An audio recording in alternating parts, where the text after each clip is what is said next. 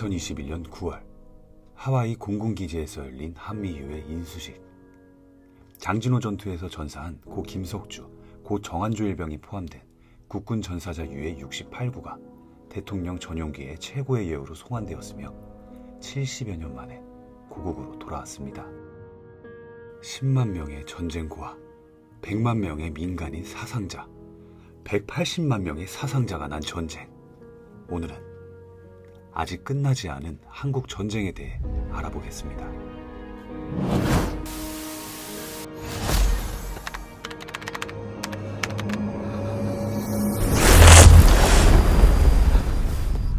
일본의 항복으로 해방을 맞이한 조선, 그리고 한반도에 들어온 소련 군정과 미군정, 그들이 그어놓은 잠정적인 군사분계선이었던 38선은 이후 남북한이 각각 별개의 정부를 수립함으로써 국경 아닌 국경선이 되어버렸습니다. 미군은 1945년 9월 38선 이남으로 처음 들어온 이래 지금까지 76년째 주둔 중인데 주한미군이 유일하게 없었던 기간이 한 번 있습니다.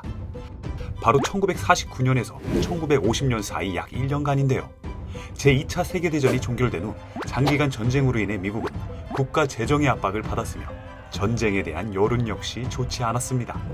때문에 미국은 국방비 삭감과 동시에 전시동원 체제를 해제하였고 2차 대전 종전 당시 미군의 병력 1200만 명에서 6.25 발발 시점에는 146만여 명으로까지 대폭 감축되었죠.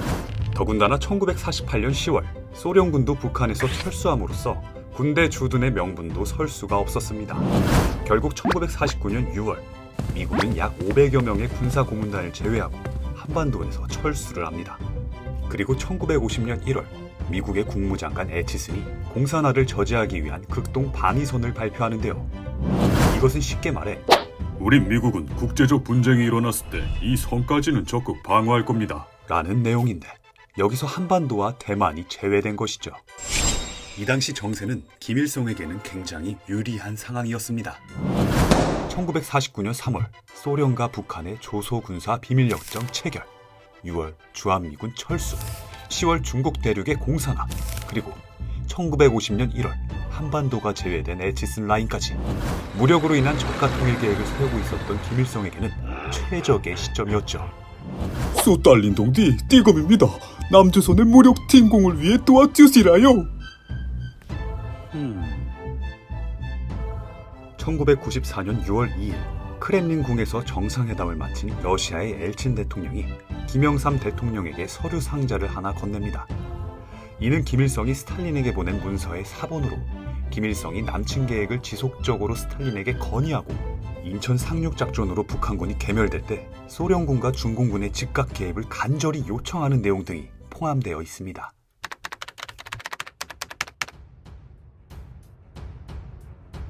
그렇게 동족 상잔의 비극은 시작되었습니다. 전쟁은 처음부터 일방적일 수밖에 없었습니다. 소련의 지원에 힘입어 북한은 1948년 10월 소련군이 철수할 때까지 이미 완전 무장한 4개 보병 사단과 소련제 T-34 전차로 장비한 제105 기갑대대가 편성되어 있었으며 국공 내전에서 승리한 마오쩌둥의 공산당 정부는 김일성의 요청으로 인해 1949년 10월 중공군 점령 지역에 있는 한국인들을 직무하여 편성한 3개 사단, 약 5만 명의 정예병력을 북한으로 지원했습니다. 이로써 10개 북한군 사단 13만 명이 38선에 배치되어 있었고 10만의 후방 병력까지 대기 중이었죠. 남한은 당시 상당수의 병력이 후방에 배치되어 공산 게릴라 소탕에 여념이 없었고 6월 23일에는 비상 경계령이 해제되어 있는 상태였죠. 더군다나 6월 25일은 일요일. 당시 국군은 토요일 오전이 되면 필요한 최소한의 인원을 제외한 전원이 외박을 나가 일요일 오후에 들어왔습니다.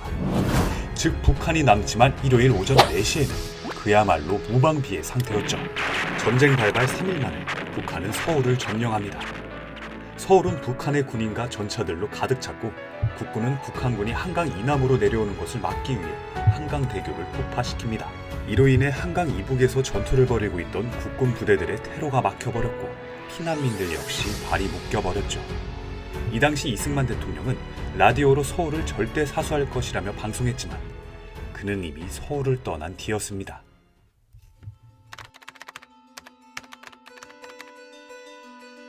서울에선 한강 방어선 전투가 한창이었습니다. 독립운동가 출신 김홍일 장군은 한강을 중심으로 치열한 전투 끝에 북한군의 진격을 일주일이나 지연시키면서 시간을 벌었는데요.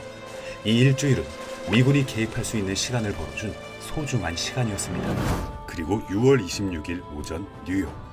유엔 안전보장이사회가 긴급 소집되었고 결의안이 발표되었는데요. 북한군의 무력 공격을 평화의 파괴 행위로 규정하며 북한군의 38선 이북으로의 철수를 강력히 요청하였습니다. 그러나 북한이 유엔의 결의에 따를 의도가 없다는 것이 명백해지자 트루먼 대통령은 한국 전쟁의 개입을 지시합니다.